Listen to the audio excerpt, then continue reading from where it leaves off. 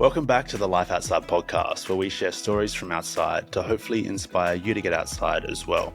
My name is Cam Bostock, and on today's episode, I chat to Billy Meredith. Billy is one of the most experienced thru-hikers on planet Earth, with FKTs on New Zealand's Te Araroa and the United States' Triple Crown of thru-hiking, the Pacific Crest, Continental Divide, and Appalachian trails. He's also hiked countless other long trails at a more leisurely pace. Billy shares the ups and downs, the raw and real, from battling trench foot on Te Araroa to carrying a photography setup no matter where he hikes, even on FKT attempts. Plus, what it takes to walk the world's most popular thru-hiking trails faster than anyone else before him. We hope you enjoy. Billy Meredith, how are you, mate?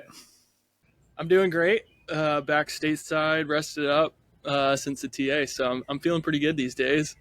Incredible, man. It's good to hear that the body and the mind have had some downtime after what has been a pretty wild, almost 2-month period on Te Araroa, claiming the FKT. And I think you said you were saying you've done a bit of a tour of Australia after that record, and you've then headed home.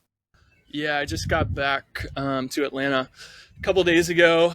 It's been, I think, less than a month actually since I finished the TA, and I thought I was gonna finish it about a week before I did, and my parents were gonna come out to see me finish from the States, and they flew down, and we had a vacation planned, a little bit in New Zealand, and then 13 days in Australia. But I finished quite a few days later than I thought I was, partly because of kind of a crazy finish with trench foot and stuff, and I ended up cutting it so close. My working holiday visa was expiring, and I had, like, the day that I finished, we had to drive from Bluff 3 hours up to Queenstown, and then I had to catch a flight out of Queenstown up to Nelson, which is where I'd been living the last year, just to get my stuff. And then we went from Nelson to Auckland to Australia. So it's been pretty nonstop since I finished. I'm literally just now getting to catch up on sleep.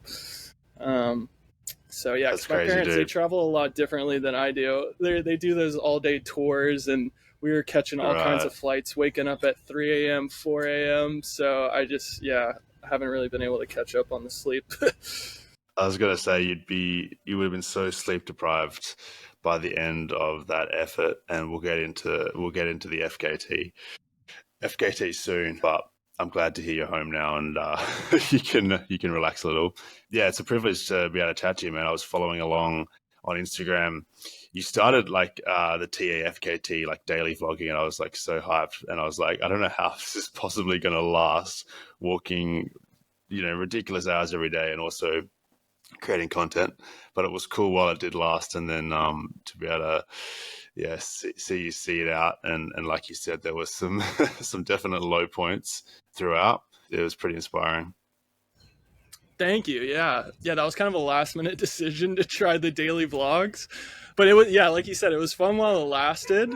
I knew I kind of had to accept going into it that I was going to lose at least a couple days off my time, just trying to record, the content, and then to take the time to edit a little bit and post at the end. And then, of course, with that, I'm sure the battery drain that causes, carrying extra weight. I carry a camera as well on these FKT efforts that I've done because I'm big into photography. And then I was actually carrying a little DJI Osmo Pocket 3, if you're familiar with that. Oh, wow. And that got fried from some salt water when I was doing a tide crossing. So I was pretty bummed about that. But I think I got about half of it recorded on daily vlogging. And then it just kind of turned into just Instagram post updates until the finish. But like I mentioned before, I was cutting it a little close at the end, a lot closer than I thought I was going to. So I just kind of had to put my head down and finish it out. But it was fun while it lasted. But a lot of people were like, hey, what happened to the videos? We want the videos back. Yeah. I'm like, I'm sorry, I'm on a record attempt, and that's kind of priority number one. But nobody else I've ever really seen has done that kind of thing on an FKT, and rightfully so, because like I said, it takes a lot for good of time. reason. I was giving it a shot. I obviously do quite a bit of daily vlogging just regularly through hiking, and that's hard enough, just trying to keep up with everything. There's barely enough time in the day to be doing it while also like literally pushing to the limit every day it's bloody wild. But we appreciate obviously being able to follow along a little bit more closely. And that's I didn't realize Yeah. you carried a camera and like an Hmm. Osmo as well. Like Yeah. what was your like starting base weight on TA, and how much of that was bloody camera gear? Um, I really only weighed my bag at the airport when I was flying out, and it was 4 kilograms without food and water. So yeah, I guess somewhere below 9 pounds for the Americans listening. But yeah.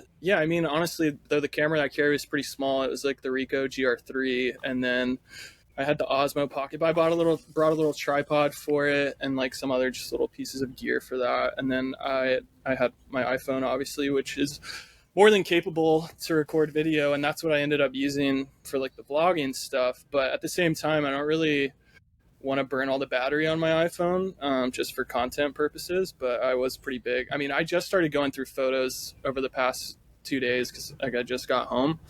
But I am pretty excited about a lot of the photos that I got on the camera. What is photography like in an FKT attempt? Because a lot of photographers I know, like especially nature photographers, like they're pretty patient individuals, and they'll, find a Mm, spot for sunset. They'll set up and get all the angles and the framing right and all that kind of stuff. Or they'll stay up late and they'll, shoot the stars. All these kinds of things that obviously require like a bit of time. And photography in general just requires time because you've got to set up and you've got to choose your shots and your angles. You don't have any sure. time when you're FKTing. It's Yeah. it's very run and gun, I'm sure. Yeah, absolutely. Yeah, you just kind of take what you get, which is fun. But yeah, for the most part, at this point, like I think I have a decent eye for composition. So if I'm in a cool scene, then I can at least like set up a shot fairly quickly. But yeah, I mean, I do pause for several seconds at least, just or I'll backtrack a little bit. But I'm not waiting for lighting to change like I might on like a more relaxed hike per se.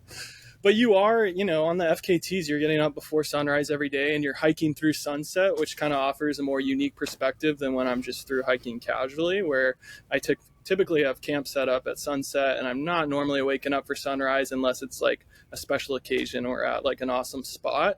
So in a way, you kind of get to see more doing the FKTs, or just kind of get a more unique perspective. And a lot of times those sunrises and sunsets, are make for incredible lighting and great photos. But yeah, sure, you hit locations when it's not optimal lighting, or you're like, oh, I wish I could come back here on a clear day and that kind of thing. Because a lot of times you're going through locations that are amazing and it's raining or it's cloudy and you're missing the views, and people will happily wait out a day just to time their hike to go through these sections, and you're not doing that kind of thing on an FKT, or you're hiking into the night, of course, a lot, so you do miss stuff. But yeah, as far as photography goes, you're just running and gunning, taking what you can get. It does slow me down, but in a way I think that actually kind of helps me on these things because it allows me to be more present, because you are in a rush. But at the same time, and the whole reason I'm doing these things too is because I enjoy through hiking. I enjoy the outdoors and nature. And yeah, just taking that time to slow down every now and then and like compose a shot that I can now, look back on forever, kind of keeps me in the present, keeps me just enjoying the through hiking aspect of it, and slows me down. So yeah, it's not optimal maybe, I guess, if you're cutting it really close. And of course, like I said at the end, I wasn't taking as many photos or taking as many videos because I needed to just knock it out and get the record. But yeah, for the most part, I have a pretty good idea of how much time I can allot each day for photos. Yeah, well, I mean, the best time of day to shoot in general is like sunrise, sunset, and golden hour either side. And I've found the same thing hiking long days on trail. You actually, the benefit is you do see that sunrise and sunset every day because you kind of just need to get up that early and go to bed that late to get the miles in. And if you weren't pushing so hard, you potentially would miss those. And so you're getting the best light every day. So it kind of actually makes sense that you'd have the camera and you can make the most of the good conditions every single day when they come by. I'm keen to see some of the stuff you shot. That's obviously very, very unique. There isn't many through hikers in general that will carry a camera. And a Right. good friend of mine, Marley, who I walked the PCT with last year, took a big setup with him on trail, and he's just, I think, just finished posting some of his photo recaps from the trail, and it's just the most incredible thing. Like, photos they just hit different than a video could in a lot of ways. And I love seeing photos from through hikes. So it'd be cool to see some of the stuff you captured on the FKT. Thank you. Yeah, I'm excited. I'm literally, I think I'm finally about done, but the calendar year Triple Crown, I carried a camera on that as well. And as you can imagine, carrying a camera for the better part of a year hiking, I just have thousands and thousands of photos. And yeah, I'd gone through them all, but you go back and you see stuff that you miss. It's just taken me so long to even try and go through those. So now adding another couple thousand just from New Zealand is, Yeah. it's kind of a lot. But yeah, I'd like to ideally make some kind of photo book, from this trip. I think I've got enough footage, but we'll see. I'm only at, less than halfway looking through these so far. Yeah, that's wild. I want to talk about your FKTs, but I'm quite interested in the photography side of things and the content creation kind of thing, I guess, because that's what I do for a living. But like, how do you manage battery? How do you manage, SD cards when it comes to your camera? Because all of these things are just like, it's just like almost adding logistical challenges to like these crazy logistically challenging efforts. Sure. And phone batteries can be hard enough as it is. And for you on an FKT, I guess having phone battery is almost a necessity, especially for navigation, but also just for safety. And then, if you're shooting thousands of photos, you're going to fill up SD cards, and it's just all these different things to think about. Right. Yeah. As far as like battery pack goes, I got away with carrying 20,000 milliamp battery pack, which is what I normally take anyways. But obviously, like on FK, that thing was a brick, and on an FKT effort, I imagine most people are taking like 5 or 10s, and using technology sparingly, because it does slow. I think that's like a very overlooked part of carrying the camera and the phone and the video camera while it lasted. But yeah, it's just you got to recharge it obviously, and so that requires stopping in town more frequently, or typically what I was doing would just be trying to charge while I eat, making the most out of the sitting down to eat if I did that. But yeah, I was carrying a 20,000 milliamp battery pack. And then, the phone, especially for this trail, like I didn't really feel comfortable not having my phone alive, as sad as that is on this trail, because as I'm sure as it's not quite as well marked as the trails in the US.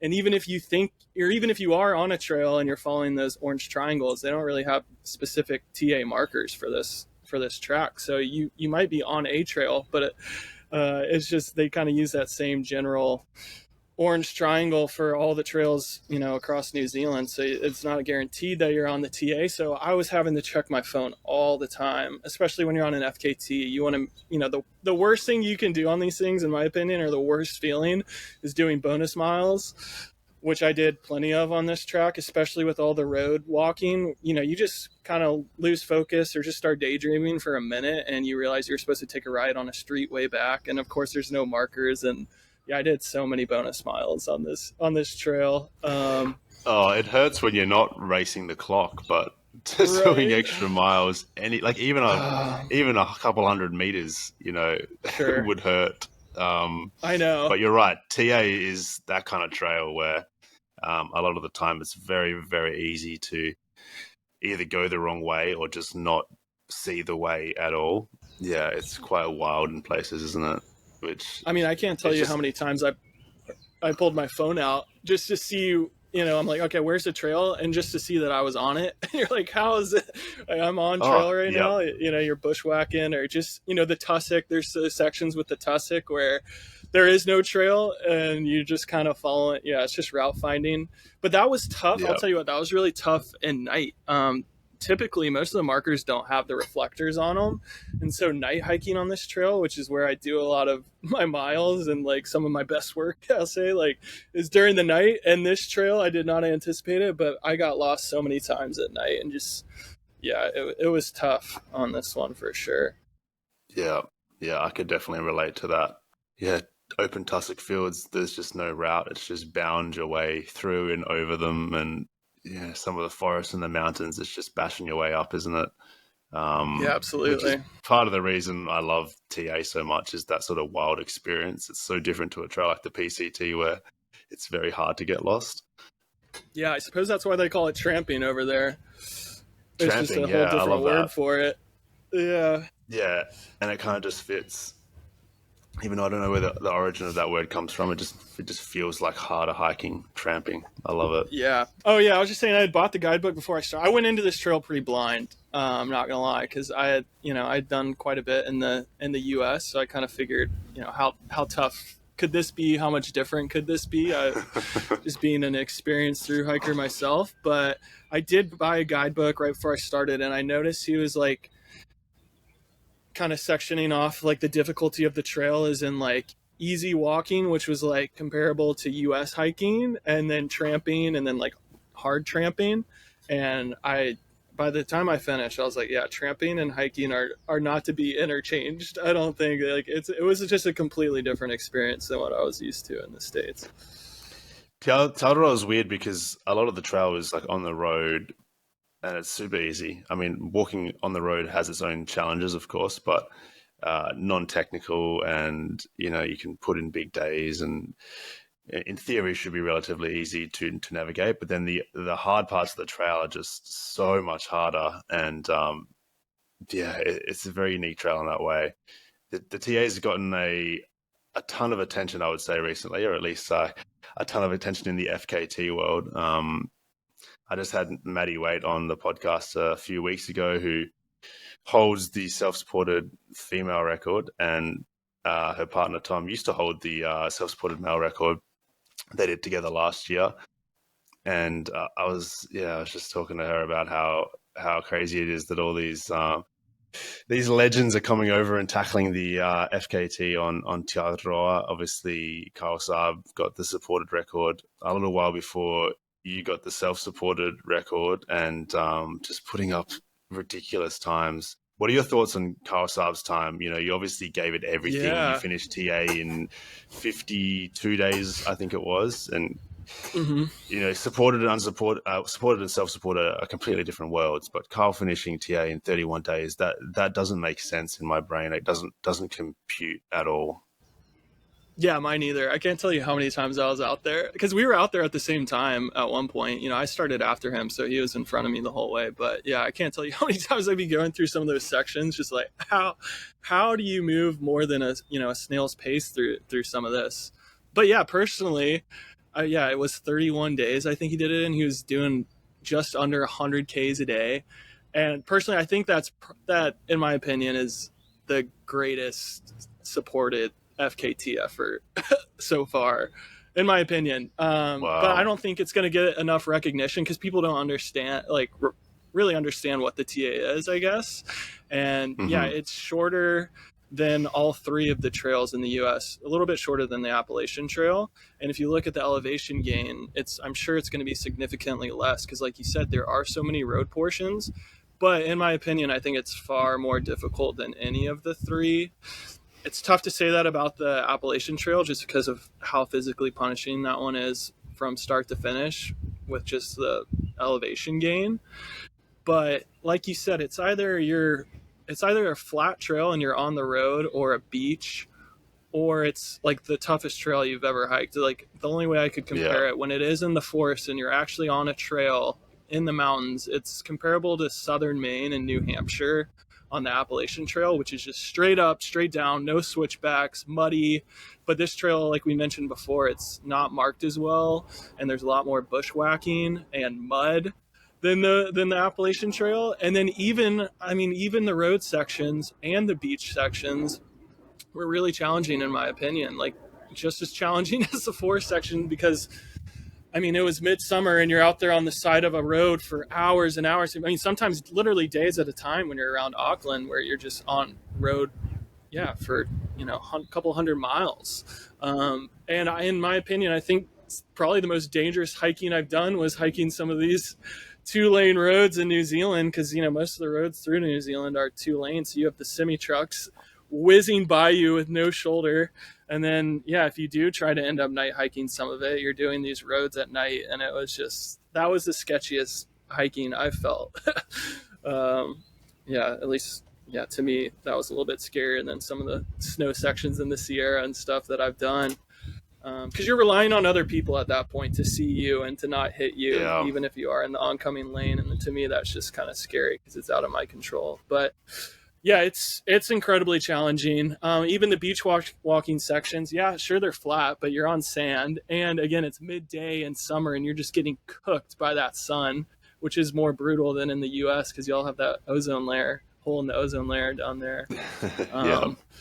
So that was challenging, and then you have all the tide crossing portions. There was a lot more logistics to this trail than I even realized. Like I said, I went into it kind of blind. Of course, I knew I was going to catch a ferry across the Cook Strait, and I knew I was going to kayak the Wanganui River. But I mean, there's so many other just boat crossings, and there's a couple rivers on the South Island that you may or may not get rides around. I ended up fording one of them and then getting a ride around the other one because they're not part of the trail, you know. But at that point, you're just relying on other people's schedules. You know, they'll be like, hey, I can give you a ride tomorrow at 2 p.m. And you're like, well, I'm going to get there at 8 a.m. So you either have to burn time or try and find another way around it. And so that was challenging for me on an FKT effort to have so many portions where, you know, on the Appalachian Trail, the Pacific Crest Trail, you're just following a footpath from point A to point B. You're following the markers. You don't really have to think about logistics unless there's some kind of wildfire reroute or, you know, there's a lot of snow maybe in a section. But yeah, you can keep a continuous footpath ideally on all these trails in the US. But over there, you're breaking that footpath 10 times and you're relying on other people to get around these sections. So I think this trail in particular, if people start going for FKTs on it, I think this is the trail where we'll see the biggest difference between supported and self-supported times.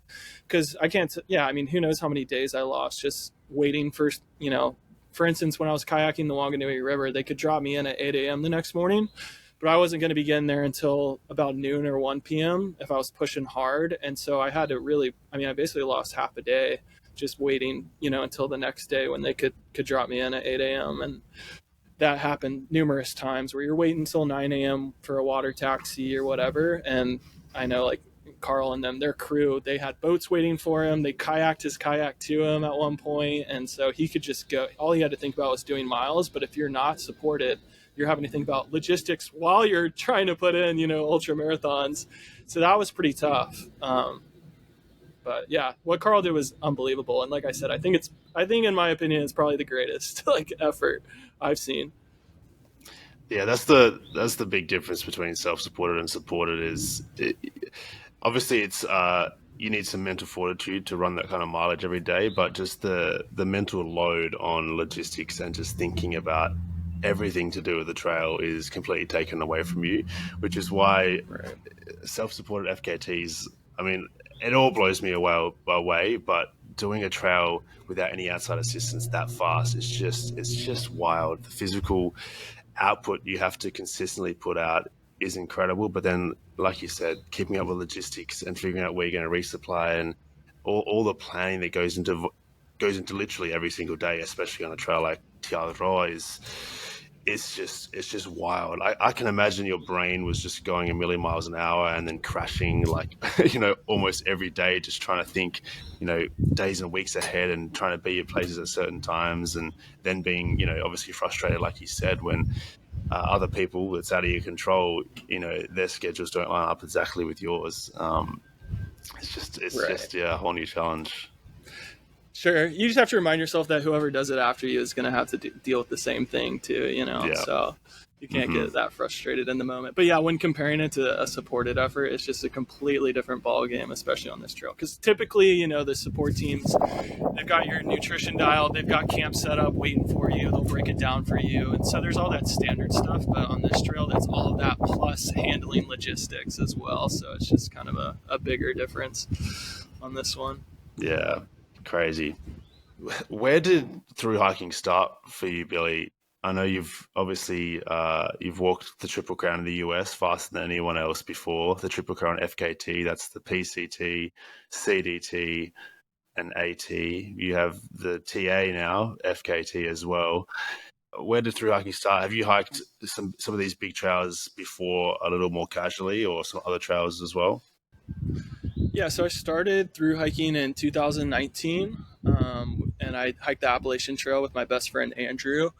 And it's, you know, we were born and raised in Georgia, so we had always heard about it growing up, with it starting, you know, right in our backyard. And it was just something we talked about doing. So in 2019, that was about 2 years after I graduated college. I was just working an office marketing job. And since we were about 18, so about, 4 or 5 years, we'd been talking about hiking the Appalachian Trail. And Andrew was graduating a little bit after me, and just kind of like, hey, like before you get sucked into the corporate world too, and we never are able to have our schedules aligned to do this thing, like I'll quit my job if you're willing to actually hike the AT with me. And so we went and hiked that in 2019. It took us 5 months, so pretty leisurely pace. Had a trail family, did the whole thru-hiker experience. And then I thought after that I was going to move to LA and start working in the music business is what I wanted to do at the time.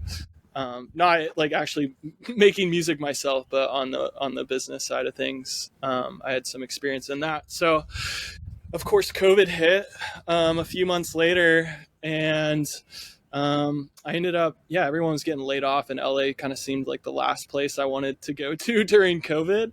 So I ended up working a wildland firefighting job that season. During COVID. It was just something that always sounded kind of cool to me that I'd been interested in doing, but when would I ever find the time to do that? And you can't really lay off firefighters during COVID, so it seemed like a good opportunity to go do that. And then after that, I just kept working different outdoor jobs, seasonal jobs, and never really went back to the office. And I was just through hiking in between these jobs. So I was, snowboard instructing in Colorado. I moved to Hawaii for a year, and I worked on boats out there. And then what else? I worked in Utah as a wilderness therapy guide for a bit. And in between all these seasonal jobs, I was, just through hiking the Arizona Trail. And then I did the Colorado Trail, a good chunk of the PCT at one point before we were forced off trail for fires. And so, it just kind of got under my skin after the AT, like it does so many people. But most of my hikes had been pretty casual leading up to the calendar year, I would say. What was it about through hiking that got under your skin, as you put it so well, because it happens to us all. What was it for you? Did you grow up in the outdoors a lot? Was it something that you always loved, or after the AT was it just something that a switch that flicked inside of you? No, I wouldn't say I grew up in the outdoors, at least not in the wilderness perspective. I played sports and stuff, but I didn't actually start backpacking until I was in college. I went to Arizona State, and I think it was, like the back half of college, we started doing a couple trips. And my first trip was to Zion in Utah. So that was a pretty incredible first backpacking trip. And then we went to Havasupai Falls in the Grand Canyon, which is equally, if not more epic than Zion. So after that, I think that's when I really was like, hiking the AT sounds pretty incredible. But I think, what it was about the Appalachian Trail was just being so disconnected, from your phone and technology for that period of time. It's so refreshing in this modern age that we live in. And just the people that you meet, like the way I remember describing it when I finished was just like, it felt like each week that you lived out there was like a month in the real world. Just, you're meeting so many new people every day and seeing new things quite literally every day. And it's like, I maybe would meet that amount of new people in a week that I met on the Appalachian Trail over a few months, because it's so easy to get sucked into our routines where we just do the same thing. We see the same people. And you top that without, constantly checking text messages and social media and just being in the moment out there.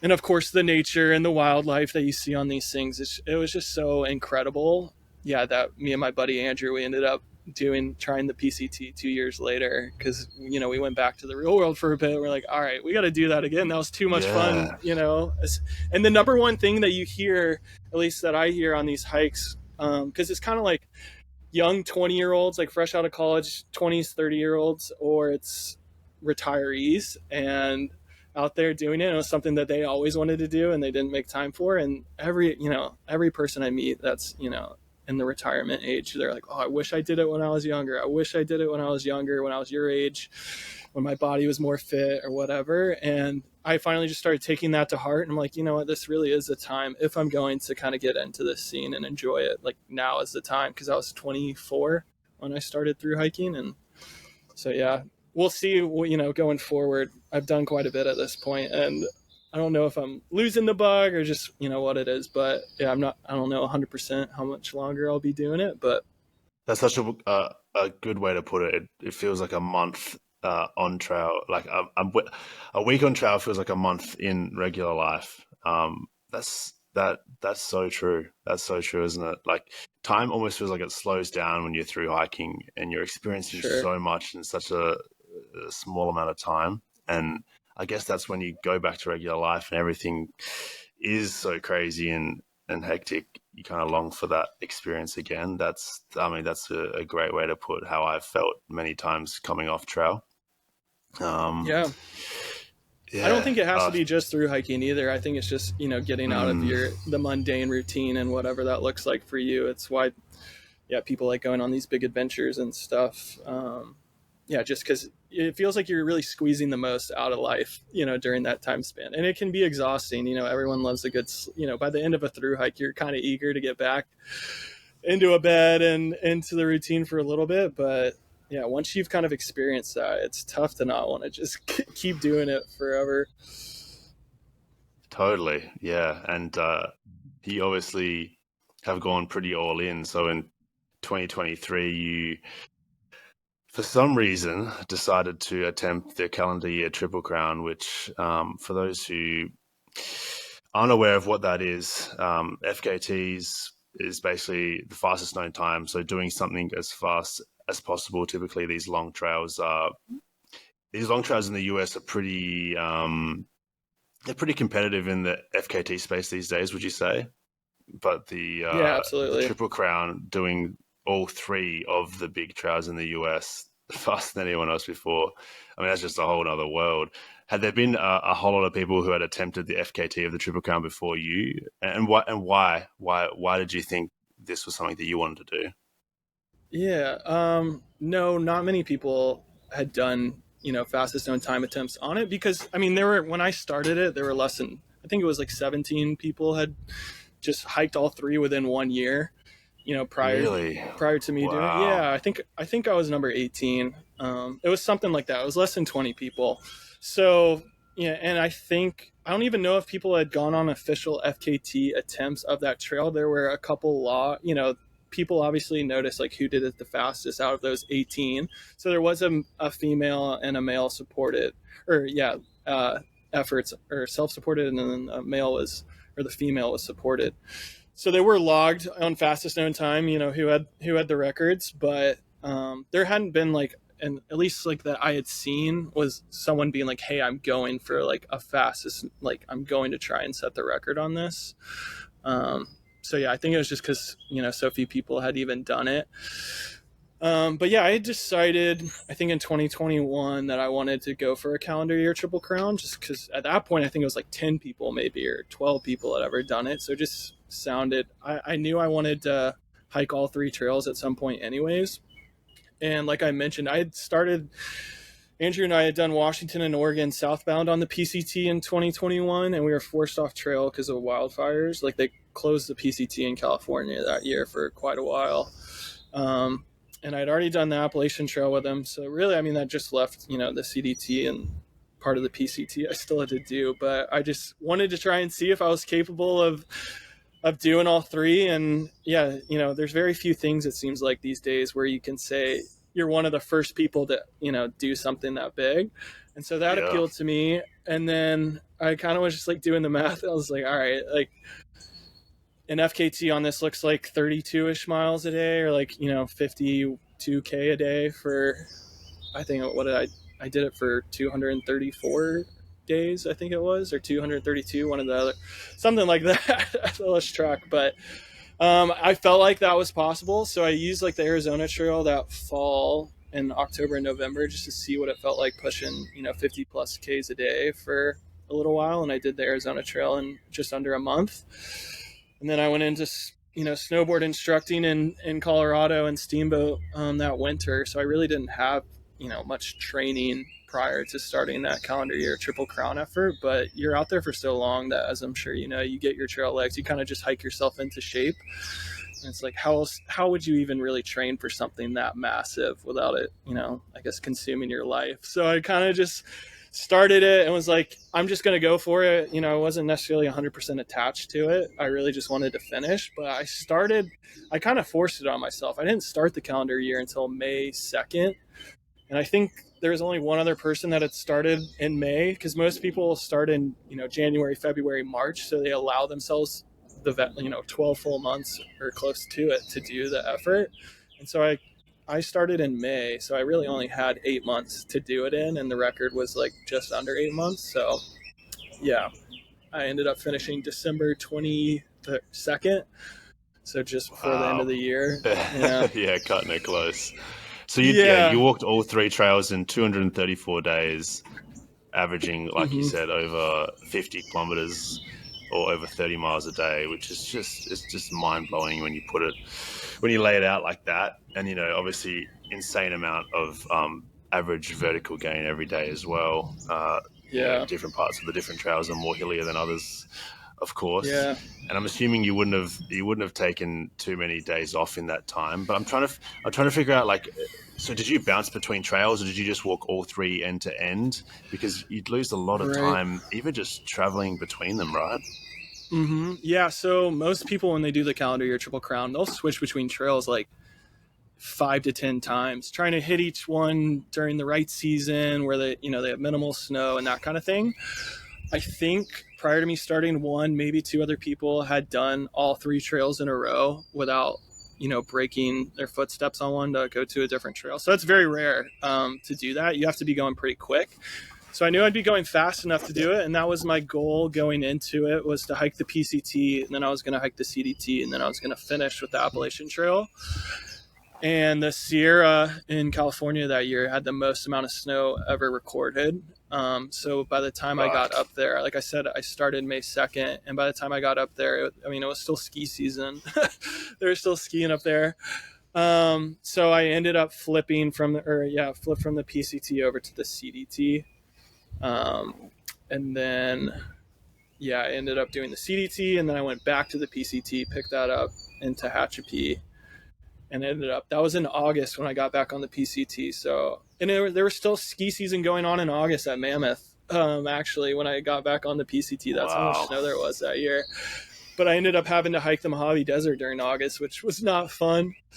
Then I knocked out the PCT, and I started the Appalachian Trail October 14th, I think it was, which is crazy because when I finished the Appalachian Trail the first time, I finished October 4th or October 5th.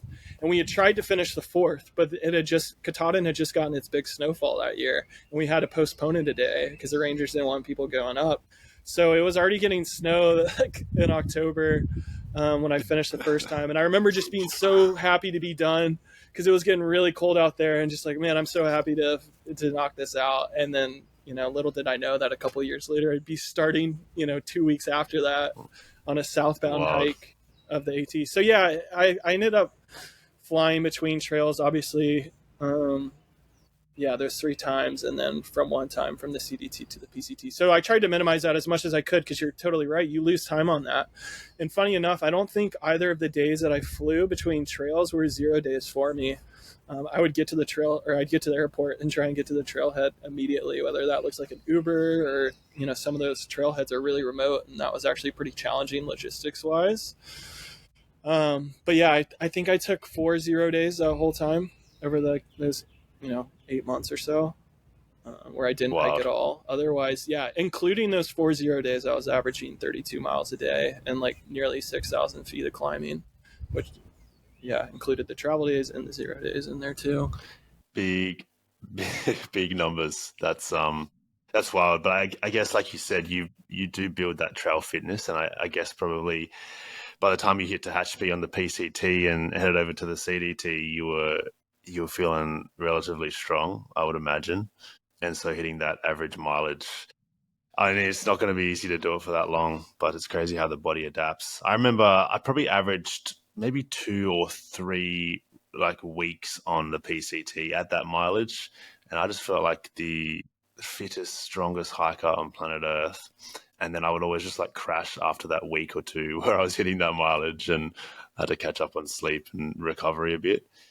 It's a long, long time to be averaging that kind of mileage.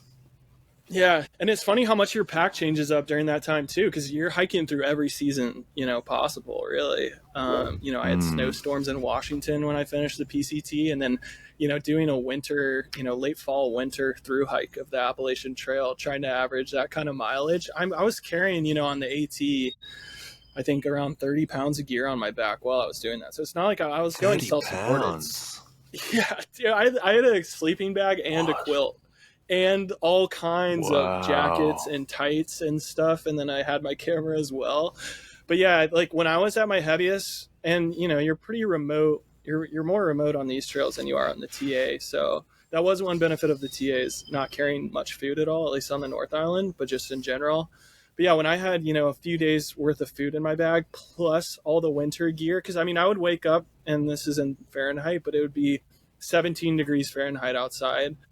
And I frost on my sleeping bag because I'm cowboy camping almost every night or staying in some shelters. But yeah, my shoes would be frozen solid because, they'd get wet a lot on that, just from the rain on the Appalachian Trail. And like my shoes and my socks, before I realized that was going to be happening, would just be frozen solid in the morning. So I'd have to try and thaw those out or like squeeze them on my feet when they were frozen. But yeah, I had all kinds of warm gear on, because for me, the biggest thing with that was like, I wanted to be comfortable. So my pack on the TA was completely different than what I had on the Triple Crown. Because like I said, you're going through several different seasons. And of course Yeah. you can, I would mail stuff home and then get stuff shipped out to me, like if I need, whenever I wanted to switch some things out. But yeah, to me, just finishing the calendar year triple crown, that's what most people struggle with, because numerous people have attempted it and quit, but it's so hard to just mentally stay in the game for that long. So I didn't even want to mess around with like not having enough layers or getting caught out, shivering all night in my sleeping bag. So like I said, I had a quilt that I put on over a sleeping bag that I was carrying, because I was like, if I'm going to finish this, I've got to be comfortable, because this isn't just a quick in and out trail Yeah, it's a long, FKT. long game. Yeah. It's a long game. So I wanted, like I said, I wanted to be comfortable. I wanted to have dry pairs of socks if I could. Of course, that didn't always work out, but yeah, I was trying to be comfortable while going, somewhat ultralight. So yeah, during the summer, my pack was quite a bit heavier, but I remember weighing it a couple times and it was like around 30 pounds on the AT. That's wild. The AT on the calendar year FKT would have been such a different experience to the first time you hiked it, I'm sure, with just the conditions for one, the speed you were going at two, but also I'm imagining there wasn't a huge amount of thru hikers on trail when you were towards the end of that year. I can't imagine it was a very social experience for you overall, walking that mileage, starting each trail at the mileage that some people, won't even get to throughout a whole through hike, not even towards the end. You weren't hiking with many people for very long, I'm sure. No, yeah, not at all. That whole through hike of the AT was completely by myself, and most of Yeah. the calendar year was because. So I started the PCT, like I said, May 2nd. There were quite a few people around me, and that was fun. You get a little bit of the through hiker experience. But once I flipped to the CDT, I was going to be leading the pack on the PCT at some point. But once I flipped to the CDT, that was like early June, and I started southbound. Then I was the first southbounder on the CDT. And eventually you start, meeting northbounders and passing a little bit, but that took a while. And then when I flipped back to the PCT, like I said, in August in the Mojave Desert, you're way behind all the northbounders. So that was a pretty, that was in solitude hiking northbound on the PCT. And then I flipped over to the Appalachian Trail, and that was completely by myself because the last southbounders had started months before me.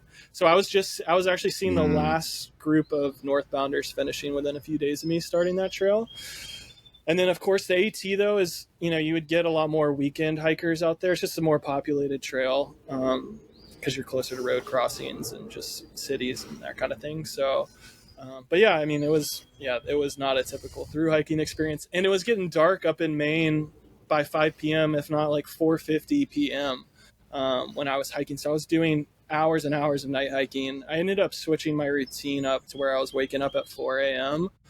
Because I was, just to hike, I would normally hike till 10, 11, sometimes 12 p.m., but that would be 5, 6, 7 hours of night hiking straight, and it's really hard to keep yourself awake for that long in the dark. So I started waking up at 4 a.m. towards the end of the trail, and would knock out a few hours in the morning, and then you still have 3 hours at least of night hiking at the end. So you're definitely not in it for the views at that point. I was just trying to finish the calendar year. Were yeah, you it's completely different. yeah, were you enjoying? Did you enjoy the overall experience, and were you enjoying it towards those last couple months on the AT where it was cold and quite lonely, and you were just kind of basically pushing to make it in before December 31st? Yeah, that definitely was the toughest part of it, was the end there, where I didn't really feel like I was getting what I wanted, I guess, out of a through hike, of course, because you're night hiking that long. There's no social experience. And I mean, the AT in general is just a really, really challenging trail. And you're in what they call the green tunnel a lot. You're not getting views all the time. And so I feel like a lot of the reason people like the AT so much, me included, is because of the social experience, the trail angels and just the people that you meet along the way. So not having that definitely made it more challenging, and I think I was kind of just grinding at the end to finish. But the way I saw it before I started was I was going southbound on the AT, which I had previously gone northbound, so I was like, oh, maybe that'll keep it fresh a little bit for me. But I was hiking home to Georgia, and so I was kind of using that as like my motivation. I got to finish and then hop in the car and be in my bed at my parents' house like 90 minutes later, and I had a bunch of friends and family at the finish. So yeah, that one was more of a grind, I would say, than the other two, which were, pretty incredible. But I mentioned before, carrying the camera honestly helped me a lot during that. Just kind of kept me company. It's like a hobby that I really enjoy. So, at a minimum, I was like having a good time taking photos throughout the day with my camera. You definitely had, it sounds like you had some motivation to make it to the end of that Triple Crown, because you had the time limitation where you finished within 9 days of the end of the year. And then also you were walking home. And so it's just like, that's such a cool thing to be able to do. My first ever through hike was on this trail called the Bibbleman Track, in Western Australia where I live, and I was walking back to Perth, which is my home city as well, and it was a really cool feeling. Whenever I was like struggling, which I was a lot on my first through hike, I was like, it's going to be so cool to be able to walk in, and my friends and family are going to be there, and I'll just be able to sleep in my bed that night. So that obviously worked out quite well for you. When you are struggling though, like when you're in the depths and it's just like maybe you don't want to be there anymore, you want to just like say screw this, like what is it for you that does keep you going? It's a mental battle sometimes, isn't it? What keeps you on trail? What keeps you enjoying it? You said you have photography, which obviously plays quite a big part. Yeah, I mean, to me, it's more of a mental battle than physical, because like we were saying earlier, you end up hiking yourself into shape. And of course, It was really challenging physically at some points. But yeah, that's why I was stressing so much trying to keep myself comfortable, because most of the times where you want to quit, or at least when I want to quit on a through hike, whether that's, an FKT or not, I think almost everyone thinks about it at some point, wanting to get off trail. It's because I'm uncomfortable, or typically I'm too zoomed out thinking about the big picture, where I'm like, I'm 1 month in and I'm really uncomfortable right now. How the heck am I going to make it another, 7 months like this? And when you're in those moments, it's important to just like remember, like, not to quit on a bad day. That's what saved me on the calendar year. It's so easy in those moments where you're struggling to call it. And I was like, okay, if I'm having a really hard time, I'm not going to quit until I get to the next town. And once I get to that town, I'm not going to quit until I like sleep in a bed and I shower. And then by that point, you get to town, you get cleaned up, you get a good night's rest, you get some breakfast in you, what have you. Like, I could afford to slow down, several times because you're in it for so long. But by the time I do all that, I'm like starting to think more clearly, and I'm like, all right, I'm 2 months into this. I'm so invested in this. I wanted to do this for so long. I decided in 2021 that I wanted to do it, and I postponed it a year, and I ended up doing it in 2023. But I just kept thinking about how if I did quit, when I'd get home, like how bummed I would be. Like, sure, it would be nice for those first 48 hours, but after that, you're going to regret stuff. So that was another thing, was like my mantra during that hike was just 2 words, which was remember tomorrow, which was just like, remember how this is going to make you feel tomorrow. And that can be applied, just to anything with making decisions in life, or like how you treat people, that kind of thing. But it's so easy to make rash decisions. So I tried not to ever quit on a bad day. And then, like I said, typically whenever I did want to quit, it was because I was just thinking about, I have 200 more days left. There's no way I'm going to be able to do that. But as you know, from through hiking, you build up that confidence in doing, once you do, your first 2,000-mile trail, you kind of have that muscle in you to like, okay, I'm just really uncomfortable now. Let's call it a day early, whatever you got to do to get your mind right, and go to bed early, and just get to feeling better the next day. And 9 times out of 10, that's the underlying issue, is just like a lack of sleep, or some need of nutrition, or if you're cold and wet, once you're dry and happy, you'll be ready to get back on trail. But just trying to not make any rash decisions is what got me through it. It's not like a super sexy answer, but yeah. Dude, I love it. And remember tomorrow dude, that's powerful. That's powerful. I'm going to use that, because I feel like I subconsciously think about that a lot. I'm like, how would future Cam feel about me giving up in this moment, or stopping when I still have a bit left to give, or, taking the easy road out? And future Cam would hate that and would regret it so much. And thinking about that has been the kick up the butt I needed so many times. Right. That's awesome. Yeah, I think we all kind of recognize that, and that was just like an easy way. I stole that from a guy named Jesse Itzler, who's like a guy I really admire for a long time. But he's had that mantra for a long time, and kind of once I heard him say it, like you having that reaction, I was like, oh, that's what I need. It's just an easy way to kind of remember in those moments, just to keep going, or whatever it is. But yeah, and honestly, I kind of like started, so this was kind of my first dabble into doing more videography and the vlogging thing. I hadn't done anything like that prior to this hike, and I started finding that kind of mentality was applying to video stuff. Like during those harder moments where you're like suffering on trail and you don't want to turn the camera on, I had so many times where like I had those moments. For instance, I shipped myself the wrong pair of shoes at one point. Like I shipped 6 pairs of shoes to myself on the Te Araroa. And at one point I shipped myself 2 left shoes, which also meant I had 2 right shoes waiting for me, because they were just in a big box. There were like 10 of them in a big box, and I wasn't paying attention. It was the day before I started. I was rushing. And I remember like I didn't record that reaction of like me shipping myself the wrong pair of shoes, like in the moment, because I was just pissed off. And then like I was like, I'm not gonna film myself right now, like that's stupid.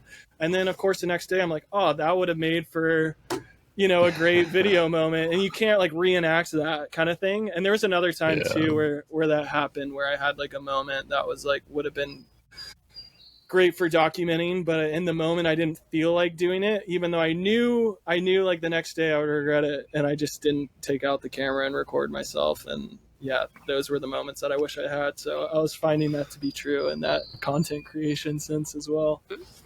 Yeah, it's an interesting dynamic on trail of like, sometimes the best content are the moments that you want to film the least, and there's been so many times like that for me.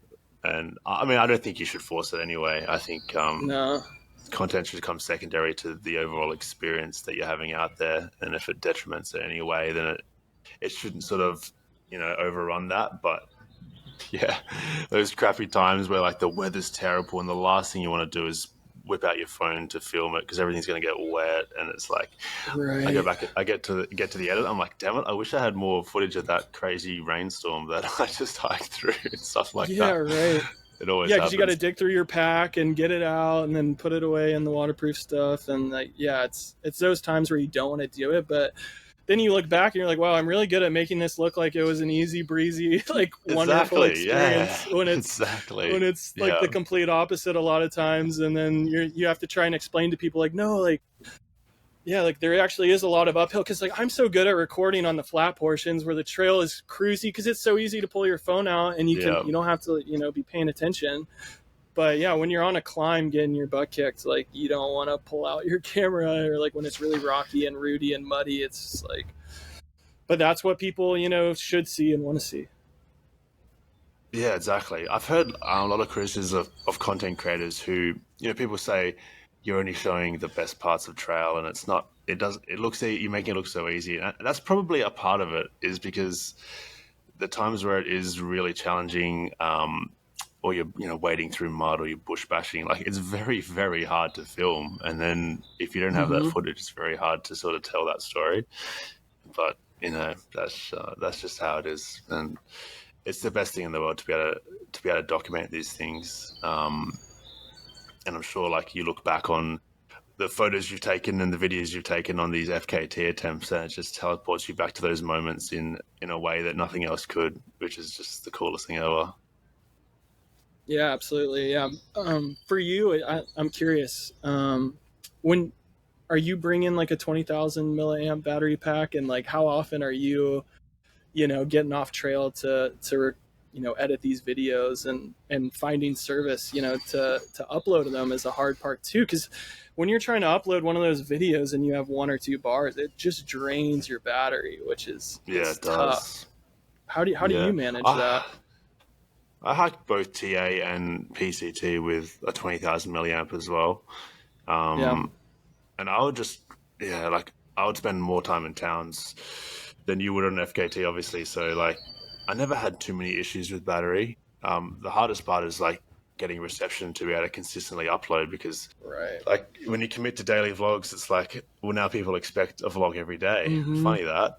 And very often it's hard to do that. So like, obviously I'm scheduling videos a few days ahead of time and Mm-hmm. stuff like that. And I think I intended to walk the PCT in like between 100 and 120 days. Like I wanted to walk it relatively fast because I really enjoy pushing myself, but ended up doing it in 139 days. And I think most of that was just the time it spent to do the content.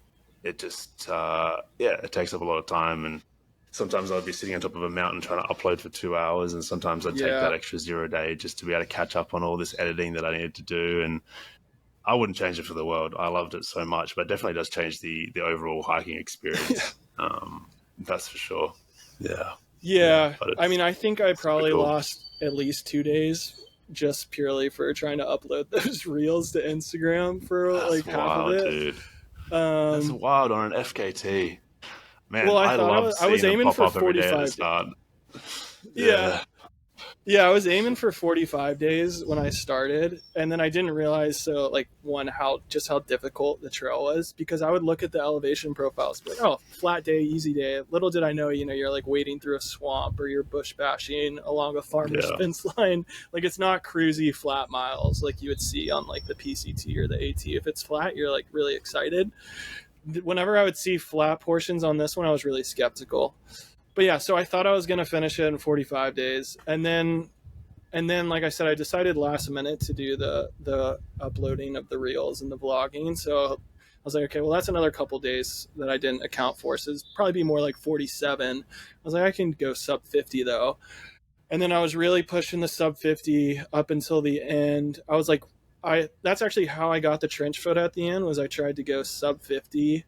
And so I went 24 hours without sleeping because I was so close to finishing, and I wanted to stay on pace for that sub 50 time. And then I didn't realize, I'd heard about the Longwoods with how muddy that section was, but I didn't realize, 2 days prior to that was a really, really muddy portion where you're in those, I don't even remember what they're called, but the really big spiky plants, and it's just, they're up to mm, like your shoulders, and it's muddy, and it was just so saturated. So anyways, I didn't take my shoes and socks off for over 24 hours, and I'd been through a really muddy, wet portion, and they just got destroyed. When I was 48 hours from finishing, I was less than 100 miles from the finish, and I lost 2 days right there at the end. So that's why I ended up hitting 52. So without that, I would have been around 50, which is, like I said, it's kind of what I was pushing for. But I lost a yeah. That lot of was time. yeah, from so many different things. It was heartbreaking watching you you post your stories at the end of Te Araroa, and I think your parents were there at that point or something, and you're like, yeah, I've got to go to the hospital. Like this is crazy. Your feet just were not looking the way they should be looking. Take me back to the start of TA though. You'd obviously accomplished the calendar year Triple Crown. At the end of 2023. did you do much through hiking in 2024? Because obviously 2025 this year was the year of TA. Yeah, none at all. None at all. After the Triple Crown, I didn't really want to think about through hiking for a while. So I Yeah. moved to New Zealand. Just like 2 months after I finished the calendar year, just because I had always wanted to move there. And yeah, the working holiday visa expires for Americans when you hit 31, and I was 29. So I was like, all right, I got to get on that. So moved to New Zealand, and of course I knew about the TA and I'd heard about it some, but I wasn't sure if I was going to do it or not. I just, like I said, I didn't really want to think about through hiking after that, like for a long time. And so I didn't do any through hiking at all in 2024. I did do some shorter backpacking trips on some of the Great Walks. I moved to Nelson, New Zealand, which is on the northern tip of the South Island, and there's 3 national parks there within an hour and a half of Nelson, which was awesome just for, more casual outdoor rec. And I didn't mention, but I do a lot of trail running and ultra running as well. And that kind of coincided with when I hiked the Appalachian Trail in 2019. I started running after I graduated college in 2017. And when I finished the AT in 2019, I started, when you get into the through hiking scene, you start hearing about FKTs, you start hearing about other trails. And then I started hearing about people that were running these trails in record time. And yeah, I just kind of discovered trail running right after the AT. And I just got hooked because I had just been hooked on running, started running marathons. And then I was like, oh, you can run farther than a marathon and you can do it on the Appalachian Trail and that kind of thing. So I think that played into why I wanted to do the calendar year Triple Crown, because I was pushing myself athletically at that point, running, 100 miles and stuff like that. So I was like, all right, what if can I combine through hiking and ultra running? And that's kind of how I got into this. But so I was backpacking and just trail running all throughout 2024 and just kind of getting fit, regaining a lot of the weight that I had lost on the calendar year. I think I lost like at least 20 pounds. So I was really skinny when I finished. Wow. So I was hitting the weight room a lot, lifting every other day and kind of trail running every other day. And yeah, and then I leading up to the start of the TA, I actually did kind of train for starting it and had my trail legs under me to a certain extent. I was doing some of the Great Walks and some other trails around Nelson, like Old Ghost Road and the Heafy track and the Abel Tasman track. And I was doing them in and out. So I would park my car at the start. So I was doing them twice over like 3 days. I'd go all the way down and all the way back. So I was doing like 30+ mile days. I did a 40-mile day in there somewhere. And then on the TA, I was averaging in the 40s typically is like what an average day would be for me, with some in the 50s and some in the 30s, just kind of depending on the terrain.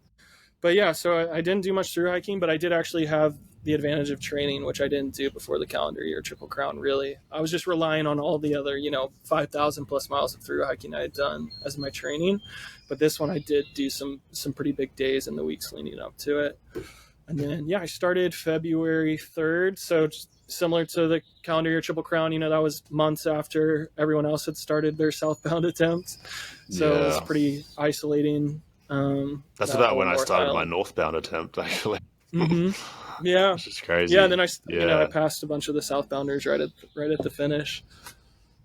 So you started the trail with the intention of, with the goal of 45 days to finish, which is a lofty goal, but you're feeling strong, you're feeling fit. What was the first couple of weeks like on trail? You start with this long beach walk, and then there's a whole bunch of logistical challenges down to Auckland. Yeah, so I started with, it was tougher than I thought off the bat, doing the 90-mile beach. Again, it looks like you're just going to crush it out there, but it's, middle of summer in February down in New Zealand and just getting blasted by the sun. It's really challenging. And I hadn't, done any beach walking or running up until that point, other than, on vacation, just the casual leisurely beach walk. This is completely different.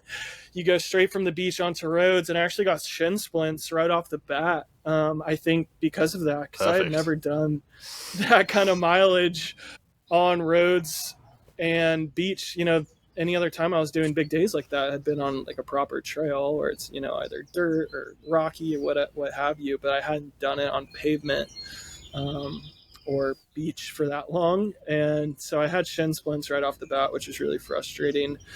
And so I realized, if I could try, a lot of the roads didn't really have, a shoulder to run on that was like off the road, but it was mostly my right shin that I had a shin splint on. So I was trying to run with my left foot on the road and my right foot off on the side. If there was like, Wow. kind of like pine straw dirt on the side. So I was doing that for a while, and then ended up getting compression sleeves, and that really helped with the shin splint issue, thankfully. And then of course eventually you get on a trail, but for the most part the North Island is just road. It's road connected by trail, or you're following a farmer's fence line for the most part. And that's not really well kept, so you're bush bashing. So it was a lot slower going than I thought. I thought the North Island was going to be really crazy, but it was a lot tougher, because even on those days where I am on road all day, I was just itching to find some shade or like get a cold beverage or something like that. So having the towns, you cross through town almost every day when you're doing that, 60, 70 kilometers a day. You're hitting town a lot, but it was almost like kind of detrimental to my speed, because I would go in there and it would be air conditioned and you could sit down and have a cold drink. So I was actually like facing a different challenge that I didn't really have on my other thru hikes of like, wait, I can't just take advantage of every cafe that I pass, or else I'm going to lose so much time. Whereas on the Triple Crown, I was like, yep, anytime I'd see a cafe or had the opportunity to get a cold beverage, I would do it. But this one, you had to start saying no, which I had some habits from that Triple Crown that didn't necessarily weren't beneficial to this hike. That I kind of had to break a lot of those habits. And yeah, I was running a lot more on this one with a lighter pack, which I hadn't done too much of. I'm familiar with ultra running, and I was familiar with thru hiking, but I hadn't really ran with a pack on prior to this, except for like in those few weeks like leading up to it, really, because the Triple Crown was all hiking. Yeah, I think road walking, that North Island, like you said, is a lot of road walking, and it can be deceptively challenging. My mates Tom and Maddie, who also did the TA FKT self-supported, they said that was, the hardest bit, the road walking, and they'd have a lot of foot issues. You said you had some shin splint issues pop up. It's just that repetitive motion where there's no variation in your gait. There's no variation in, different angles and all this kind of stuff that you get on trail, which utilizes like every single muscle and tendon and ligament. On the road, it's just like the same thing over and over, and it's hard ground, high impact, and like you said, super exposed, which is another thing that can just really make life a lot harder, especially when it's quite hot. Yeah, tough start to the trail. And just mentally too. I mean, at least for me, most thru hikers are going out there for the nature and the, kind of the wilderness experience. And that is not the case at all on the North Island, really. It's a lot of road sections. So yeah, having cars whizzing by you and like having to dodge traffic in some parts, it was just like mentally exhausting. And so you're like, all right, I'm really ready for the mountains. I'm really ready for the wilderness. And then you get to the trail and it just wrecked me. You're going straight up, straight down. It is brutal. Like I said, it's like comparable to the toughest parts of the Appalachian Trail, which was the hardest thru hiking I had done up until that point. And so it's kind of pick your poison between the two of those. It's rare. It's rarely a cruisy trail. It's either you're on cruisy road or cruisy beach kind of, or you're like bush bashing and just getting your butt kicked on some climbs. It's really a trail of two halves, isn't it? And it's pretty notorious for that at this point. How was the paddle for you down the Wanganui? Because that was my favorite part of TA. I loved it. It was a nice respite to give the legs a little rest, but also just super beautiful. You said you had to wait like half a day to get your canoe, and so you obviously had to lose a bit of time there. How was the paddle itself, though? Yeah, the paddle was awesome. When people ask me kind of my favorite part of the trail, I was referring to the Wanganui as well. It definitely stands out as like one of the more unique aspects of the trail. And it's about, let's see, how many miles was it? I think it was around 160. Is that right? Or 100? I think 120. Somewhere between 100 and 150. Yeah. I mean, it kind of depends on where you drop in at, but it was tough, just getting a solo kayak in general. So I did it by myself. Typically they want you to go in pairs, but I was fortunate to find a place that actually just rented it to me by myself. So I was paddling by myself. And yeah, the first like 2 days were pretty incredible. Like the first day was amazing and it was like my favorite day on trail probably. And then by the second day, because I'm still on an FKT effort, so I'm literally paddling from sunrise to sundown, which is exhausting.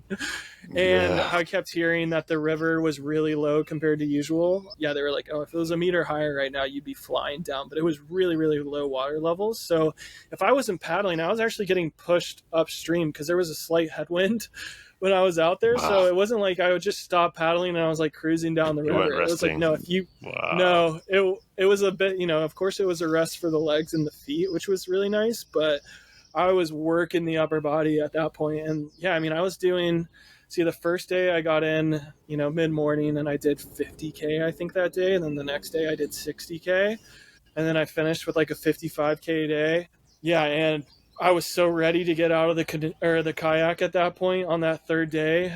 For one, you're not really in the really beautiful gorge like you were the first 2 days, but just my back and my butt were so sore. That third day, I think I did all 55K without getting out of the kayak, which was just a lot.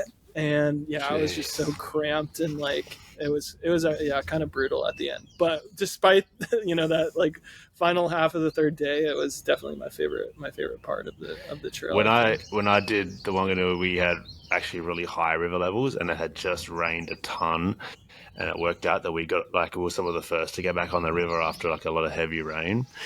It made it super beautiful because there's waterfalls everywhere. It was awesome, but also the river was moving so fast, and it was so easy to cover crazy distances. So it sounds like you had the opposite experience, which is pretty unlucky probably because you probably want that fast moving water for the FKT. But we were cruising, and I think we did like a 65 kilometer day as well. Like we were paddling in pairs.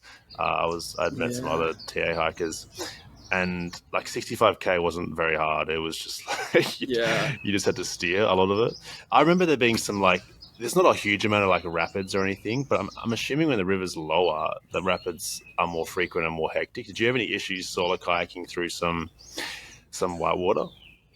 I wouldn't say I had any issues. I didn't flip it at all, which was nice. Made it through without flipping it. But no, it wasn't too... I mean, yeah, I heard the same. I'm not super familiar. I had never done an overnight kayaking adventure prior to this, so that was one of the reasons I liked it so much. But yeah, I guess, they are a little more hectic with the lower water. And I mean, I had never seen them before. I hadn't seen it any different, so it didn't really make too much of a difference. It was fun. I mean, every time I heard the rapids, I got excited because it was so slow going. Like, I mean, I spent the night at a campsite with, one of the river guides in his group, and he essentially told me is going twice as slow as it typically, as you would otherwise if the water was higher. He said I would be going twice as fast, and so I had to. Yeah, like I said, I went from sunrise to sundown, like working my butt off to get in 60K. So it sounded like we had very different experiences. Definitely. And like I said, if I stopped paddling, it was like a lake and there was a breeze. I would like stop paddling and just kind of like take a little mini nap or something, or just kind of close my eyes for a second. And I would wake up a few meters behind where I started. So I didn't really have any issues though with the rapids. They were fun. Like I said, it was just like at least a moment I could kind of not paddle for 30 seconds. When you got to the Cook Strait, were you on track for 45 days at that point, or were you thinking, okay, I'd just like to go sub 50? No, I was a little behind, which I kind of expected to be. Yeah, I expected, my first 2 weeks to have to get my trail legs under me.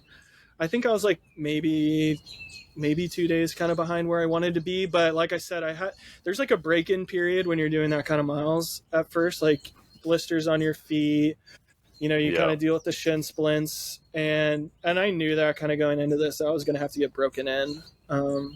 And once I had gotten through that, those first like week or two, and part of it's because it was beach walking with ocean water and sand, but I was popping blisters, every night before I went to bed. And in the morning when I woke up, I was lancing blisters. And then once I got through those first 2 weeks, my feet, my legs were pretty good. So I was moving really well when I got down to the Cook Strait, and I thought I was going to be able to make up some time on the South Island, but the South Island is a much more challenging island in terms of the elevation gain, and just the terrain's a lot rougher. But I thought it might kind of offset each other, but I ended up obviously losing more time. yeah, mostly just right at the end. Within that last week, I got sick one day in the final week and had to call my day early, and then slept in the next day, and then I got the trench foot, there at the end. So Brutal. yeah, I How are didn't make up the any time. mountains? Like you hit the mountains pretty quick on the Yeah, south going yeah, southbound. The Richmond Ranges, Nelson Lakes yeah. National Park, plenty of vert. How did Hmm. your legs respond? Yeah, I mean, they hadn't really had much of a challenge with. Oh well, that's not true. I guess the Tararuas were really challenging. I thought the Tararuas were maybe like the most challenging hiking I had done Yeah, up until tough that point. section. Yeah, really, really slow going. But aside from that, that was like 2 days, maybe 3 days through that section. But aside from that, there wasn't really much vert on the North Island. So yeah, I just had to get used to climbing again. But it wasn't too. I didn't find it all that challenging. For me, it was like the second most enjoyable. It was the most enjoyable hiking, I think, of the Hmm. whole trail. So yeah, well, you're getting your butt kicked, but I'm getting a lot of energy from the views, and just being back in wilderness was like a relief. So yeah, it was hard. And the Wyo Pass in Nelson Lakes is something else. Like, that's the steepest Yeah, climb I think I've ever done, just straight up and straight down, which I did at yeah. night, of course. Like, I had a night hike that Really? section. Yeah, Wow. yeah. So that was. Why it passed for me was during like a blizzard and like complete whiteout. It was that was the craziest day on TA for me, but Mm-hmm. insanely beautiful. Like Nelson Lakes is incredible. I hope you got to walk some of Nelson Lakes. I mean, you lived in Nelson, so I'm sure you'd explored that area a bunch before. But obviously, it's just magic. Yeah, yeah. I caught that during good weather, fortunately, and that was like the one section I had done previously, Yeah. just Okay. living in Nelson. So Hmm. yeah, but yeah, it Yeah. was nice Wow. being back in the mountains. But yeah, it's just that there's, I mean, literally no switchbacks like that entire trail. So yeah, Yeah. your calves, get lit up. Hmm. Yeah. Yeah. It's brutal on the legs. It definitely tests you. And then in a whole new way on an FKT attempt. So yeah, you made it toward the end of the trail, and yeah, tell us a bit about the trench foot story, because were you on track for sub 50 like in that last week or so? You were pushing obviously really hard. It was the end Yeah. of the trail, Hmm. and yeah, that 24-hour period where you didn't take your shoes off, it got you good. Yeah, yeah, it got me pretty good. Yeah, so I was pacing, yeah, for sub 50, like 49 and change, I guess. And then I started noticing, let's see, this was around Te where I like went to bed that night, and I saw that like my toes were kind of like, a couple of my toes were kind of rubbing raw a little bit. So I just used all of my band-aids and bandages that I had. Because like I said, I hadn't had to use any kind of bandages for a while up until that point, which was nice. And then that next day I had no idea. Just, I mean, it had rained 2 days prior, so that was part of it too, but it was just mud and wet the entire day. So my shoes and socks were soaked, and like, even if you have a dry pair of socks, once you put them on, they're going to be soaked immediately, because there's all kinds of Yeah, river crossings on the South Island. so And many river then crossings. with all the foliage that you're hiking through, and yeah, just the leaves are wet every morning, and it takes just 5 minutes of hiking and some overgrowth before you're completely soaked to the bone again. So it's impossible to keep your feet dry, and until you get set up camp and you take your shoes and your socks off, and sleep for 8 hours or whatever it is. But when you're not sleeping, your feet are wet for 24, 48 hours, and eventually it caught up to me. And you're walking through mud, and you're walking through farmers fields full of cow shit and stuff too. So like, Yeah. it's just not a good situation for your feet. And then yeah, I started noticing, I don't know, it was around 2 a.m. I had already decided I was going to push through the night, but around 2 a.m., like, my feet were just hurting so bad, and I was scared to take my shoes and socks off and look at them. And so I just went through the night until I got up to the next road crossing, and I thought I was just going to need to go into town to get more bandages. But when I looked at them, my toes were just rubbed raw. And they hurt so bad. Like, I was in tears, like, getting into town. Like, I couldn't walk on them Wow. essentially. And it was so bad. And so I called to like get a ride into town potentially for some bandages. And when she came to pick me up, we looked at my feet and she's like, no, like, you got to get to a doctor. Like these are infected. They were swollen, of course, which was just from doing all the big miles, but they were more swollen than usual. And just, yeah, literally there was no skin on the bottom of like my toes on my feet. And so we got to the doctor. So I took that day off, from 8 a.m. onwards, and just what was that the goal decision at that point, like? I mean, it sounds like you didn't really have a decision, but like, yeah, stopping for a day within reach of the end. I mean, yeah, I'm frustrated for you. yeah, it was a bummer. I was 95 miles from the finish at that point, and I couldn't walk on my feet. I was like walking on the sides of my feet, like around her house, and like I just couldn't walk. Wow. And so the goal at that point was just to finish. I was like, I didn't think I was going to be able to finish in time, like for the FKT. Because I took that day off, which was really tough, but I hadn't slept in over 24 hours at that point. And so I knew I needed to get some sleep, and like I said, we needed to get to the doctor because fortunately my sister's a doctor, so like I FaceTimed her and was like, "What do you think?" Yeah. She's like, "Oh, like they're infected. You need to get antibiotics like as soon as you can and like get them in your system because they take time obviously to kick in." So of course we had to wait till the next day to get a doctor's appointment, and that was at noon or 1 p.m. And so then they have to call in for antibiotics, which, takes a little bit of time. But yeah, by that point, I had decided, I get to the doctor and they're like, you have trench foot, your feet are infected, you need to keep them dry, and you need to get off trail and you need to keep your feet dry. Which at that point I have the Longwoods ahead of me, which is the wettest, muddiest section of the entire TA and of anything I've ever hiked in my life. And I'd heard about the notoriously like waist deep mud that you're wading through, not just through like one section or a couple miles, but typically for most people, it's a full day or 2 days or 3 days even of hiking through that stuff. And I knew I had that ahead of me. And I just, for a second, I considered like not doing it and just taking several days off. But yeah, I needed to get back on trail to finish before the FKT. So I took the antibiotics, got back on trail at like 5 p.m. that day. And so we had gotten trash bags, we had gotten bandages, like everything possible to try and keep my feet dry, but it's just impossible through that section. And I kind of knew that. But yeah, I got back on trail at 5 p.m., which was kind of a bummer that's when I started hiking, because I ended up going like the next 48 hours to the finish without sleeping, essentially. Like without sleeping for more than like 30, 45 minutes at a time. I did take some dirt naps where I just laid down on the side of the trail and slept for like 15, 20 minutes. I did that a few different times. But yeah, I started at 5 p.m. I got to the Longwoods around 2 a.m. and I was like, I'm just going to push through this, because I knew like even by that point my feet had already gotten a little wet. But I was like, I'm not taking off my shoes and socks until I can dry my feet, like, because I don't want to have to like take off all the bandages and like reapply them.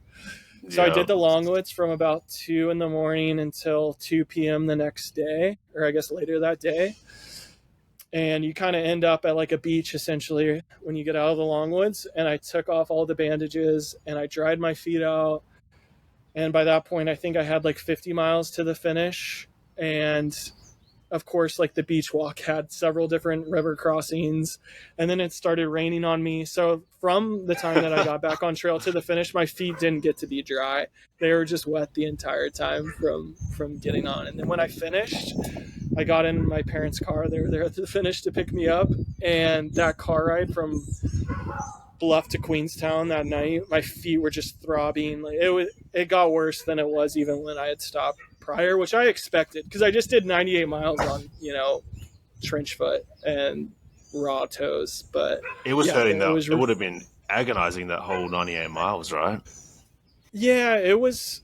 Yeah, I mean, I was taking they gave me the antibiotics, but then I was taking tons of ibuprofen while I was out there too. It was painful, but it wasn't really until I stopped. It was like this weird thing when I would stop and then start again. That's when they hurt the most. Yeah. So I kind of that also played into me just not stopping. I was like, I'm just grinding this out.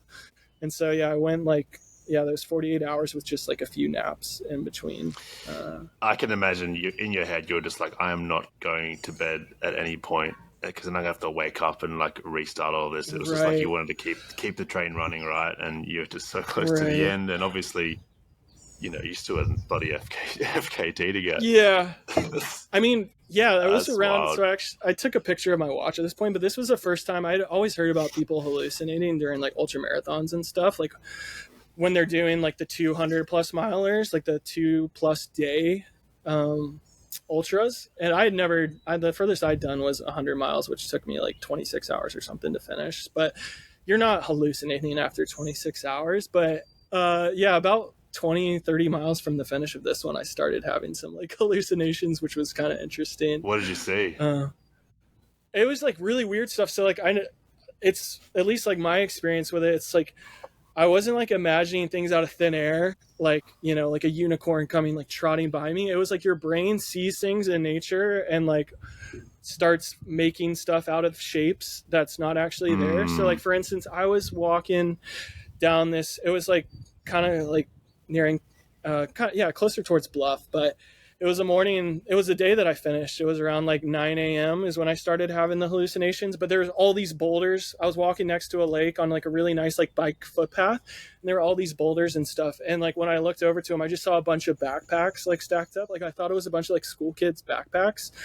And since I was walking next to the lake, I was like, oh, there's a group here like swimming at the lake. And I looked down, there's like a dock going out on the lake, and I saw a bunch of kids' shoes like stacked up next to each other, and I like legit thought there was like a school trip like out at the lake, and I was like looking around for kids swimming, and then like as I got up like right next to the boulders, I like realized there were rocks and not backpacks. And then when I was like walking on this kind of a sidewalk backpack around, getting close to Bluff again, I was seeing the Simpsons characters' faces and all the cracks in the sidewalks. And then I just kept seeing like random people. Like I would look out into the brush, and I would see, you would start making like shapes out of leaves. So I would see like, just like bush and leaves were turning into people's hair. And I was like making shapes out of people. And I thought there was like people just right ahead of me on like hiking and stuff. And yeah, it was kind of wild. I had never had anything like that happen to me before. But literally, like when you finish the TA, or if you're going southbound, you end in Bluff and you go up and over the bluff. And you would think that I would be really motivated to finish within, 3 miles of the finish, within an hour of finishing. But I was like falling asleep on the climb, like on my way up the bluff. Like that's how tired I was. Like, and coming down the hill, like, I had never gone that long without properly sleeping before. And I left, even just that final hour, I was still falling asleep. So I think it was just a sleep deprivation that was like causing the hallucinations there at the end. For sure. That's just a whole other level. What was that first sleep like after finishing? By the way, congrats, man. That's Thanks. An incredible effort. FKT, self-supported. I didn't think it was going to come down to that. Incredible effort. Yeah, Thanks, dude. Man. Incredibly inspiring. Well, I bet you were keen to just take a load off.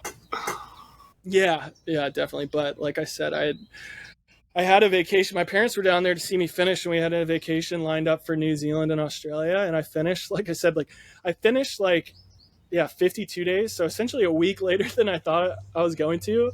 I thought I would finish in 45 days. And I was like, all right, I'll give myself like a few days wiggle room.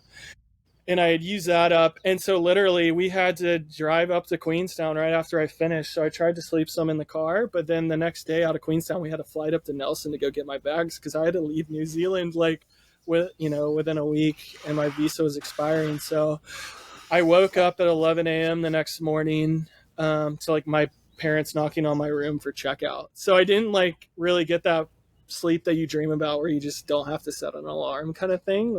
And then from that point on, I was on, traveling with my family on vacation, which wasn't, we were sightseeing. So it wasn't like a relaxing beach vacation. So really hasn't been until these past couple days I just got back to the States where I've been able to properly sleep in without, being disturbed.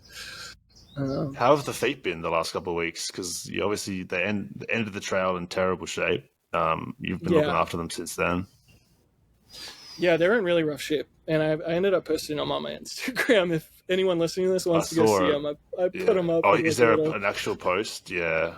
Okay. Yeah. There's a post on my feed with a little warning on the first slide, but yeah, I did post that trench foot, and then like some of the mud. The mud I posted with those foot pictures, that was the mud before even you get to the longwoods. So that was like the not quote unquote not so bad section of the mud.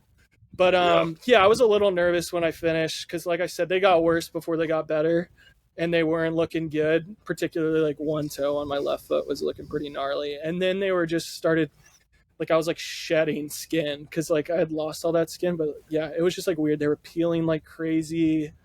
They ended up healing like faster than I thought. Like my feet now are like actually in good shape. It's like I went for a little run today. This was the second run I had tried since finishing, and I ran a little 5K around the neighborhood, and it's just my knees at this point that are actually like still kind of shot, and just there's like a deep fatigue in my hamstrings like too. So I'm definitely not fully recovered, but the feet are good now. Yeah, the antibiotics did their thing, and once I got them dry, of course, like after I finished, I did take a shower like right after I finished, but after that, I was Yeah. trying not to get them wet, like if possible at all. So, yeah, but they ended up healing up all right. But yeah, I was wearing fuzzy socks and slides, like these like slide on shoes for the first week of vacation. I was just walking around looking kind of goofy. We'd be going into restaurants and stuff, and I just had these fuzzy socks on. What is recovery like post FKT? Like, how long after the calendar year Triple Crown did it take for you to feel like mentally, physically, you were back to 100%? And how long do you anticipate that, now post TA FKT? Yeah, it's strange because I mean, especially when you do something like that on the calendar year, like I mean, when you're doing it the fastest, you're essentially doing it something that nobody's done before. So there's not really like a book on that, like what is it like to hike, 52K a day for 234 days in a row? Like how I didn't know what recovery would be like. Like I said, you lose a lot of weight on these things, and obviously like a lot of muscle, like upper body muscle as well, which is always like a frustrating part. I lose like my running fitness when I do these things, and I lose like any kind of strength I had built up. But that's just all part of it. But as far as recovery, when your body's, when you're doing it every day for that long, when you finish, your body's like still pretty ready to go. Like when I was finishing the calendar year, I was still waking up pretty early in the morning because, like I mentioned, I was waking up at 4 a.m. So instead of 4 a.m., you think you're going to have the best sleep of your life, but your body's kind of naturally waking up at like 6 a.m., ready to go hike. And so it was funny. After I finished that one in Georgia, like my parents like treated me to a beach vacation, like, I don't know, about a month after I finished or 3 weeks after I finished, just kind of as like a congrats to me. And it wasn't until I was on that vacation with my parents where like the soreness really started kicking in. Cause I remember like I would go out to dinner with them, and this was like 3-4 weeks after I finished the hike.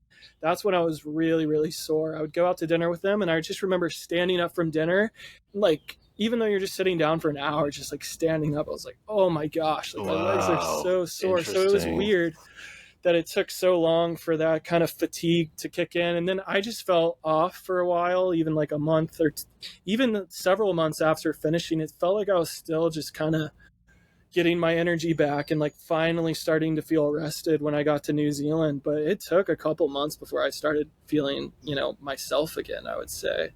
And I'm just under a month out from finishing this past one. And like I said, running, it's just like the knees, the muscles are still pretty sore, and I still feel depleted on energy. I can't tell if it's a jet lag, but I've been home about 4 days now, and every day I keep falling asleep around midday, and I don't know if that's necessarily from the FKT or if it's a combination of jet lag coming from living in the southern hemisphere back up to the northern hemisphere. But yeah, I'm still pretty low on energy right now. Well, dude, yeah, I think take the time to rest. Yeah. Thank you. In addition to that, I'm still putting away so much food. I think you can probably relate, but even when you finish a thru hike, you have that hiker hunger. But that actually was something that kind of challenged me on this trail. I had boxes shipped to me of food prior to kind of starting, and in some sections on the South Island, and I was burning more calories on the South Island than I kind of anticipated. And when I was picking up boxes, particularly in the Richmond ranges, there was a day where I ran out of food. I think there were like 2 days kind of where that happened, but the worst one was in the Richmond ranges, where I had shipped myself a box, and that section was more challenging than even I kind of anticipated and slower going because the climbing wasn't necessarily the hard part in that stretch. It was a lot of like the in between where you're going by the riverbeds and you're just kind of It's on goat rooty and tracks. rocky. Yeah. Yeah. Yeah. So with the TA in general, it was really hard to estimate my time, which I had gotten quite good at from through hiking all those miles in the US. You can kind of look at the elevation profile and be like, all right, I got 27 miles to the next resupply spot. That should take me this amount of time. The TA, like, you kind of have to add on like a 20% TA tax of just like, I think I'm going to finish in this time, but odds are somehow you always find that Yeah. you're getting there like hours or even a half day later than you expected. So I thought I was going to do the Richmond Ranges in like 2.5 days, and it ended up taking me 3. And that last day I had 2 bumper bars, which are essentially like Cliff Bars for people in the States. But I basically had 2 bumper bars left for a full day of hiking Wow. to St. Oh, Arnaud. So I was getting up at like 5 a.m. and I had eaten both of them by 9 in the morning. So from 9 a.m. till 7:30 p.m. until I got to that lodge in St. Arnaud, I didn't have anything to eat, which I'm sure I burned over 4,000 calories. So I was just bonking incredibly hard, wow. where I had no calorie input for almost 12 hours of literally the toughest hiking of the whole TA. That third day of the Richmond Ranges, and then that happened like one other day. So that it is really challenging when you're on the FKTs, when you're trying to go as light as possible. But of course, you're trying to carry enough food to get you through these sections, and the TA was just proving more difficult. I didn't really have anything like that, at least for that extended period of time on like the whole calendar year Triple Crown over 8 months. But Yeah. some of those sections on the TA I just did not calculate right, and I think that's a trail where you really want to carry a little bit of extra food for that reason alone. I think that just is a big part of the post-trail recovery, isn't it? Is getting all that food back into you, but not just the calories, but just like the micronutrients and all these things that you're just missing on trail, Mm-hmm. especially when you're just sort of shoving whatever you can find into your mouth. Right. So, I mean, yeah, glad to hear you're on the up and up, mate, and body's starting to come back to normal. Do you have any big plans for another FKT or any more through hiking in the near future, or are you just gonna chill for a bit? Yeah, just chilling for a bit. I'm kind of on that same mentality of finishing the calendar year where I haven't, thought about it a ton. Um, I mean, there are some trails, in the US maybe that I'd like to do, but I feel like I've done a lot of the stuff that I want to do in the States. And yeah, as far as an FKT goes, I don't have anything on the radar right now. I might be doing something. I might be back on trail doing something potentially in June. We'll see. I can't really speak too much on that at the moment, but it wouldn't be like my own thing. It would be kind of more of a documentarian and supportive effort Cool. of something else. So we'll see. I'm thinking about doing that. The main thing just being, I feel like I just got off trail, and being back on trail Yeah. in June sounds kind of like a lot, but it's a really cool opportunity. So yeah, that's currently what I'm debating. So it might be sooner than later, but like I said, it wouldn't be like a proper through hiker FKT of my own doing. Yeah. Well, looking forward to whatever's next for you. I'm interested to know, like, of the Triple Crown and maybe even including Te Araroa, how would you rank the trails as just like, Mm, overall trail experience? What would your favorite be? yeah, that's a good question. I think like mile for mile, I really like the Colorado Trail. That's not one of the long trails, compared to the Appalachian Trail. It's only about 500 miles. Yeah. That's been one of my favorite through hiking experiences. And then I did that, in its entirety in 2021, but then I overlapped with a lot of it and on the CDT, and it's just a super well maintained trail. It's challenging because there's huge mountains, but it's just great views from start to finish. And yeah, I did it in late August, just mid August or late August, and that was just to me like the perfect time to do it. So that's one of my favorite trails of the big trails of the Triple Crown and the TA. I think, the Appalachian Trail just holds a really special place in my heart, with it being the first one and it going through the South, which is home to me, Yeah. and the community around it is so incredible. So that's probably number one. Like, that's been my favorite experience. That first thru hike in 2019 is my favorite thru hiking, just outdoors experience of all of them. But the PCTs, the views and the maintenance of the trail is so easy to follow. It's really cruisy, switchbacks. It's, not as challenging as Appalachian Trail. So that one definitely rivals the AT. And if I were to recommend somebody that has never thru hiked before that wanted to go straight into a long trail, I would probably point them towards the PCT. For that reason, it is, in my opinion, the easiest of the Triple Crown and the TA. Yeah, it's probably the easiest, and it's still difficult. Of course, you're doing the desert and there's snow and all of that, but I think it has the best views of all three trails, and you combine that with kind of the quote unquote easy factor of it. I think it's probably the best one. For if you had to pick one, I would say that's probably the one I would point people to. But like I said, I just kind of have a bias towards the Appalachian Trail. Yes, hopefully at some point I'll be able to get over and tick off a second Triple Crown Trail, because it's just that there's an allure there that's always kind of dragging me back. The PCT was just the best thing I've ever done in my life, and I want more of the US trails. I might come over and do maybe the Colorado Trail, or I don't know, AZT, one of the shorter thru hikes at some point, because it's hard to get away for that long, especially with wifey back home. But man, yeah, we're pretty lucky to have all these incredible trails around the world. It's a real privilege. I'm heading to Europe in about a month and a half. I'm gonna do some hiking over there, which should be really cool as well. And there's just so much out there. It's awesome.